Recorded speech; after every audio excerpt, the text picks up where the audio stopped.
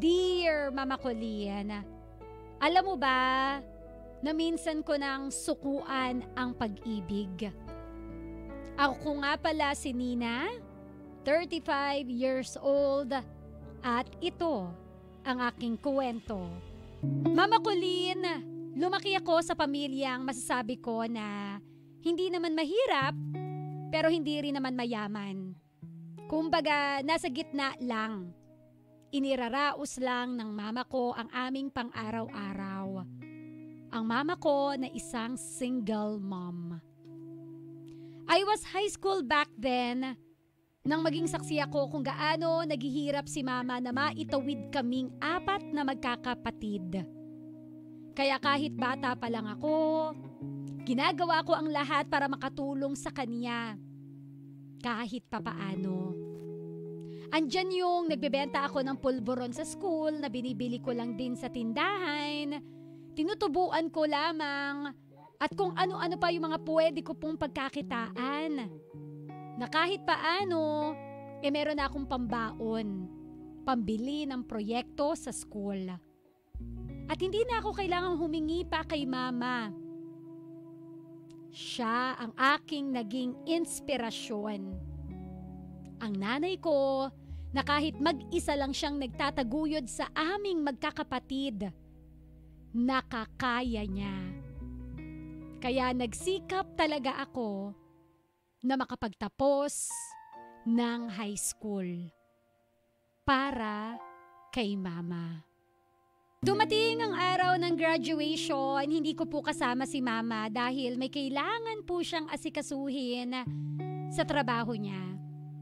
Tita ko na lamang daw muna ang pupunta in her behalf.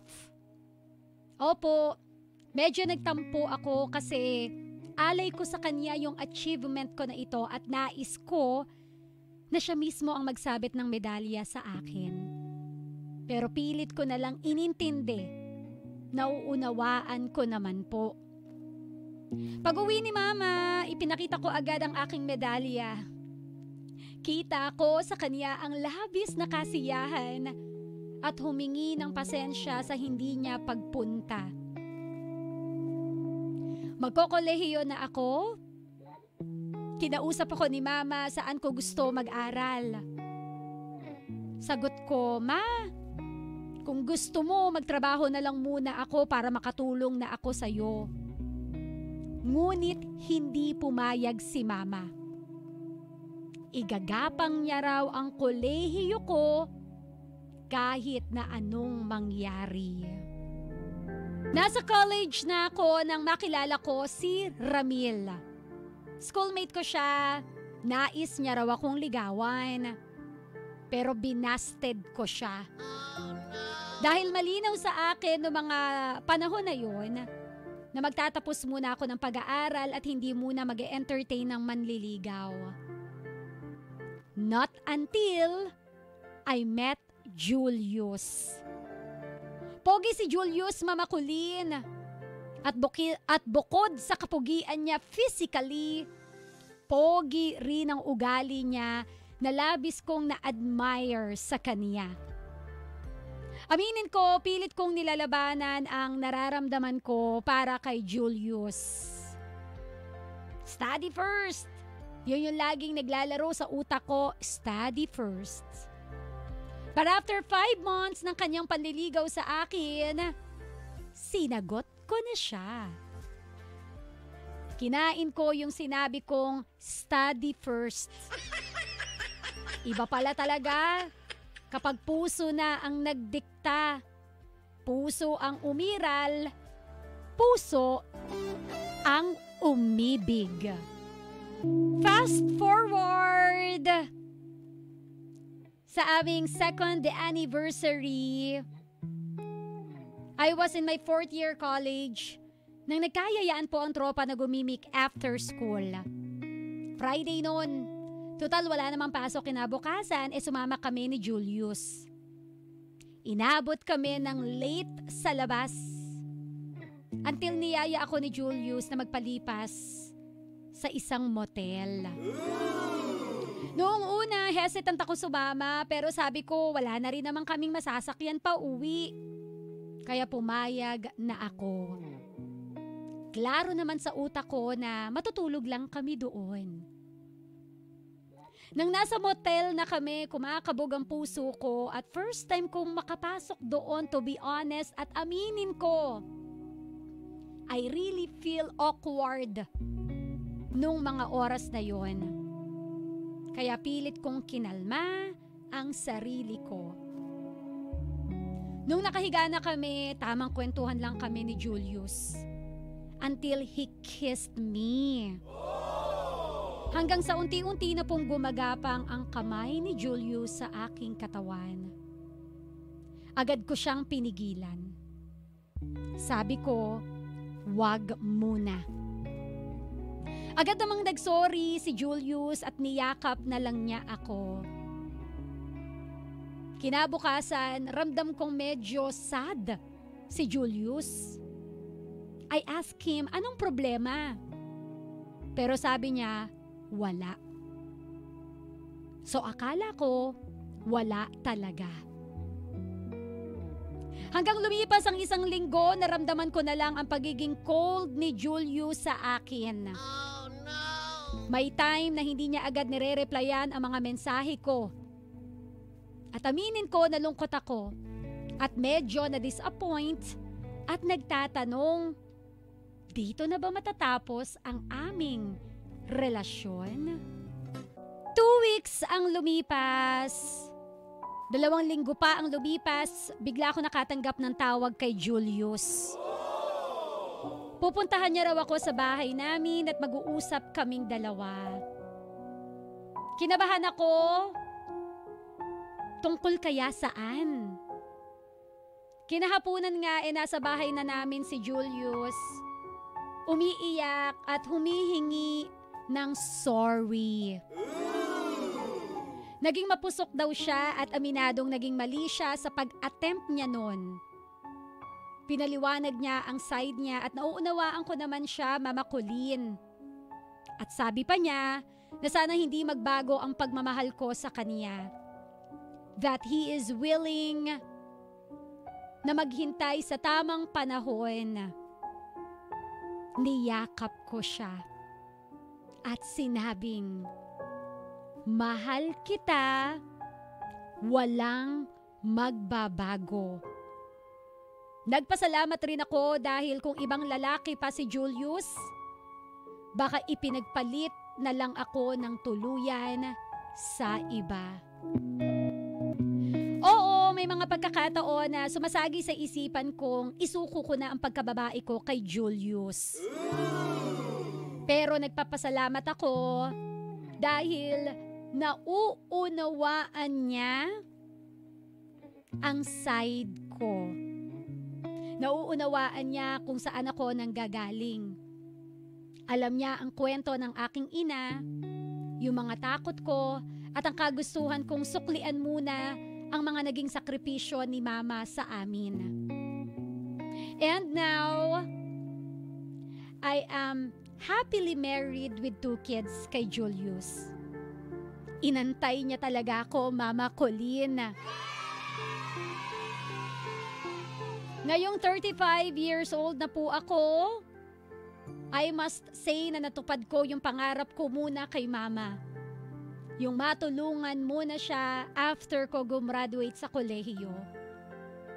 Hanggang sa natupad ko na rin ang pangarap ko lang noon na pamilya. Buong pamilya. Naging frustration ko ito growing up with a single mom. Na sana maranasan ko ang magkaroon ng kumpletong pamilya. At si Julius ang tumupad nito. Sobrang thankful ko dahil Julius was so patient at napatunayan ko talaga kung gaano niya ako kamahal. Opo, muntikan na kami noon na maghiwalay. Opo, sinubok ang aming relasyon. But thank God, hindi siya sumuko. Mama Colleen, gusto ko lang ibahagi sa ating mga ka-winner ang aking kwento at ang tamang panahon.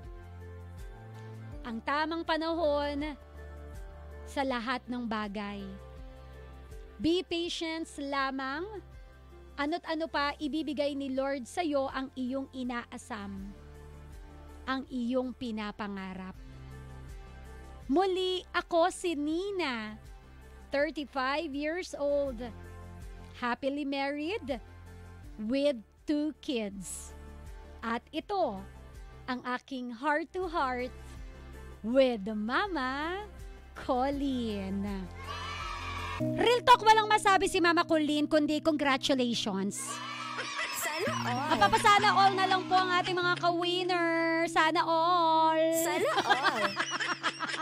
Naku, sabi siguro ng iba dyan, si Mama Colleen walang masasabi, wedding nga. Eddie, Ay, pwede ba maging speechless for the very first time? Kasi very happy ending lang ang ating kuwento ngayon. Very inspirational lang, o diba? Na sa mundong ito, wala naman po talagang imposible. Diba? Sa mundo ng mapanukso, sa mundo ng temptation, diba? Walang imposible, lalo na kung meron kang paninindigan sa salita na iyong binitawan. Wow! Rhyming! Naisip ko yon. Diba? Paninindigan talaga, yun talaga yun, bebe ko eh. Paninindigan is the term. Sa anumang desisyon na dapat nating gawin sa buhay, number 1 lang naman talaga dyan is hanggang saan mo kayang panindigan. Diba? Desisyon man yan para sa magiging stricto ka ba bilang magulang o panindigan mo. Magiging maluwag ka ba na magulang o panindigan mo. Same thing with isusuko mo ba ang iyong bataan o kung ano man ang mabuo, panindigan mo. Hindi katulad nung iba na matapos makipagtsurbahan o pag may nabuo, tatakbuhan. Ang sarap chinilasin sa anes. Diba? So, siguro the lesson that we can learn from the story of Nina, yung paninindigan lang. Yung maninindigan ka sa kung ano man yung talagang desisyon na pinili mo sa buhay. Kasi yan na lang po yung lacking sa atin eh. Yan yung medyo nawawala na sa atin eh. 'Di ba? Wala na sa iba, ang meron ningas kugon. Yung tipong magaling lang sa una, magaling lang sa salita, pero pagka lipas ng ilang araw, wala na. Back to zero na naman. Kumbaga sa umpisa lang magaling, pagdating sa dulo ay puwera bawi. Okay? Oo. Alam mo, mahirap naman talaga tanggihan yung tukso. Oh, tukso, layuan mo ako. May mga tao na hindi kayang layuan yung tukso, may mga tao na hindi kayang layuan yung temptation. Kasi may mga paniniwala sila na, life is too short. Hindi natin masasabi hanggang kailan tayo sa mundong ito, kaya sunggaban na natin. Pero hindi, no? Oo, huwag tayo maging masyadong marupok sa temptation. Oo, lahat maganda na, alam mo yon, hindi naman planado. Kumbaga, maganda na ilalagay pa rin natin yan sa tamang panahon. Kumbaga, pinaplan out natin nang sa gayon, hindi tayo mapaso. Kasi minsan, sa padalos-dalos natin, sa pagdedesisyon, sa basta-basta na lang tayo, alam mo yun, sumusuong na alam mong hindi ka handa, mas doon tayo napapahamak. Kaya yun lang, maganda yung kwento ngayon, yun yung masasabi ko. Kwento ng paninindigan. Kasi tinan mo, no, naging mabuti siyang anak. Ginawa niya yung role niya bilang isang mabuting anak. At tingnan mo naman yung ganti sa kanya. 'Di ba? Yung frustrations niya simula nung bata siya na sana magkaroon ako ng sariling pamilya, sana maging buo yung bubuuin kong pamilya, 'di ba? Iniregalo sa kanya. Kumbaga lahat po ng sacrifices natin, magpe-paid off yan. Lahat ng hirap natin, lahat ng pagtsatsaga natin, magpe-paid off yan sa tamang panahon. At iririgalo sa'yo ni Lord yung regalo na talagang para sa'yo, lalo na kung sinunod mo kung ano yung nararapat. O, diba? So, yun lang. Wala na akong masabi. O, ikaw naman ang magsalita. Ikaw naman ang sumausaw. Kung meron ka pang mema, meron ka bang sausaw para kay Julius o kay Ramil, na wala namang masyadong ganap sa kwento natin ngayon. Si Ramil na nabasted. Diyos ko, day. O si Ramil na lang kaya advisean natin. O, diba? Ramil, okay lang yan. Nabasted ka man ngayon. Oo, baka hindi talaga si Nina ang para sa'yo. Biglang si Ramil na lang yung naging topic. Ay, marami nakaka-relate din sa side ni Ramil, diba? Yung nanligaw ka, tapos nabasted ka. Yung tanong ng taong bayan, bakit lagi ka na lang nababasted? O, diba? Ibig sabihin may nakalaan talaga para sa'yo. Ganun lang yun. O, si Ramil na yung naging bida. Yan tayo eh. So, yun lang. And thank you for ending our week ng nakaka-inspire mong kwento. Gusto ko ng marami pang ganito. So, feel free po ha na mag-share ka ng iyong kwento, ng inspirasyon. Kasi welcome na welcome ka sa programa ng Mama ng Bayan. Ipadala mo lamang yan sa FB ko, DJ Mama Colleen.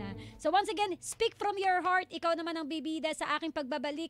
I-text mo na yung mema mo, mga mema mayan. Again, mag-text lamang sa 09777000-915. Kung wala kang load, pwede mong i-private message yan or i-comment mo sa latest FB post ko, Facebook post ko at DJ Mama Colleen. So, maraming salamat once again. Yan po ang kwento ni Nina dito sa Heart to Heart with Mama Colleen. 91.5